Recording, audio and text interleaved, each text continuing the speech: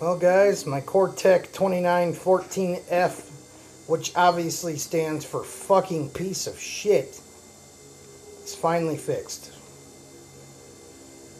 Turns out there's two different yokes that they use on the 2914, and the yoke I had on this tube caused a picture that was way too big no matter what I did.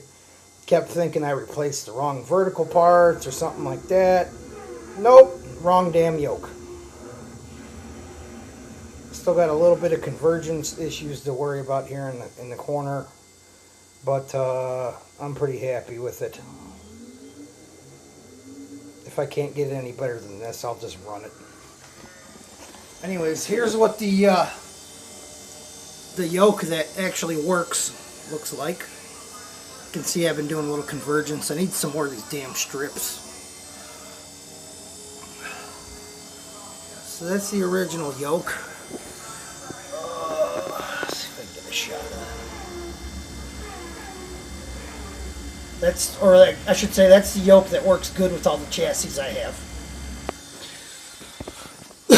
The yoke I pulled off of it, which caused the picture way too big, looks similar, but different maker. Let's see. Probably can't see there, but it says Sam Ho. And then here's the number off of that. Like I said, for whatever reason, this particular yoke with the chassis I have for the 2914 made a picture way too damn big. And the yoke that's on there now kicks freaking ass. So if you ever run into one of these goddamn forsaken 2914s and you have a significant picture size issue and you've mixed and matched parts, you should probably make sure you're running the right yoke before you do what I did and waste months of your life trying to figure out something that really wasn't a problem.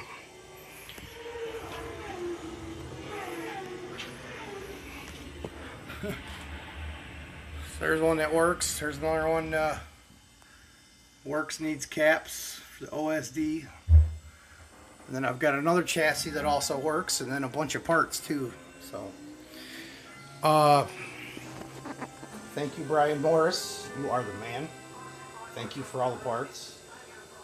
Omer One, I guess I should say, dude, thank you for posting this stuff about Kortek. I would have been freaking lost otherwise. Clobber out.